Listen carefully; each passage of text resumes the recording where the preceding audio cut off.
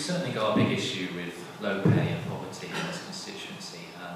You know, that 30% of employees in this area actually earn less than the living wage, and it's affecting so many lives. So, you know, I've mentioned the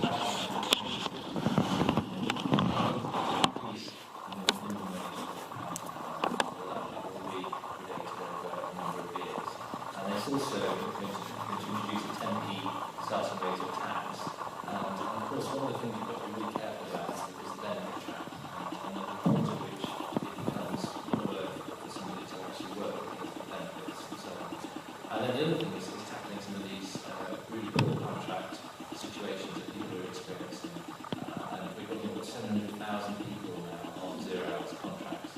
And you know, for a few people, it can work. But for many, it's a license for employers to exploit them, and it's quite wrong. And so Labour is going to act to make sure that people can demand a contract after 12 weeks of work. Thank you very much. And Andy, your time starts now. I agree with that, so definitely about Labour acting. 2007-8, we had an enormous banking crisis in this country, which tipped us into a huge debt deficit governance. People who paid the price of that banking crisis have not been the people who created it. There's been no fixing of the separation of gambling banks from high street banks. There's been no proper regulation established over the banking industry. People who paid the price are the poor, the vulnerable, teachers who've had no pay rise for many years in real terms, nurses who've had no real pay rise, and at the same time we've pumped £375 billion printed by the Bank of England out of thin air. Instead of using that money to invest in the future or to help the vulnerable, quantitative easing of, I repeat, £375 billion have been given to the banks, and we've been told we haven't enough money to help the vulnerable. Well, we've helped the ones who are powerful and rich. We might be able to help the vulnerable rather better than we've done.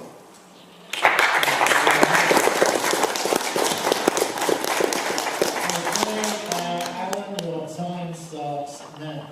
Okay, thank you. I think some very good final points from last time there, but we need to stimulate the economy even further than it has been to date. We need to look at the tax system, particularly on the lower pay grades, and we would envisage increasing the tax-free allowance up to £13,000 per annum.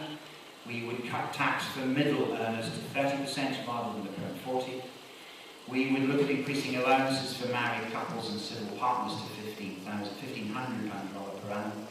We would remove VAT from what we would class as essential products such as sanitary products, but also things like listed buildings, for example. We would look at our corporate tax dodgers. We think it's highly unsensible to have companies working in a country such as ours selling goods in this country but somehow managing to pay tax in another country. So we deal with that. Now, each and every one of those items is costed, it's verified independently, and it's been added up, and it pays and it works, unlike any of the other items that you will hear this evening, where it is all based on future prosperity. Each and every one of those items mentioned are costed and already accounted for. 10 seconds. So, in summary, we believe stimulating the economy is the way forward, but also incentivising people to work. That's time. Thank you very much. Julian, your time starts now. Well, Kevin, I'm sure you meant to say at the start of your question that we have had a jobs miracle in this country since 2010. We have had more private sector jobs than ever before. Labour said we would lose 1 million private sector jobs. We've created 2 million private sector jobs. So we have major jobs in this country. That is not to say that the question doesn't have merit, because we do need to make sure that people on every job is paid as high a level as possible. And that's why it's really, really important. The commitment in terms of made on Tuesday to ensure that everything on the minimum wage for the first 30 hours will not pay tax. That's why it's important we take the lower paying out of tax. We take it to just over 10,000, so we go up to And that's why I and others and many people across the Conservative Party, like Boris Johnson, are fighting for the living wage, saying to big companies, this is illogical, that the state is subsidising people who are earning and who are not paying us. We have to fight for the living wage. But let's not forget the absolutely amazing job creation has taken place because of businesses, small businesses, farms, people taking a risk around this area and creating the jobs that we need.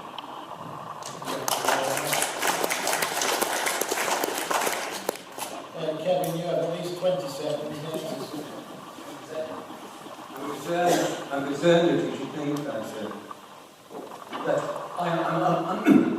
I'm overwhelmed that people, you think that we can see that there is not a job created. You can see the truth is that this job boost in the economy that you think is to make so many jobs. I know, and all of us here know that that isn't true. The evidence is that there isn't this job created. The way of making people less poor is to pay them more money. Thank you.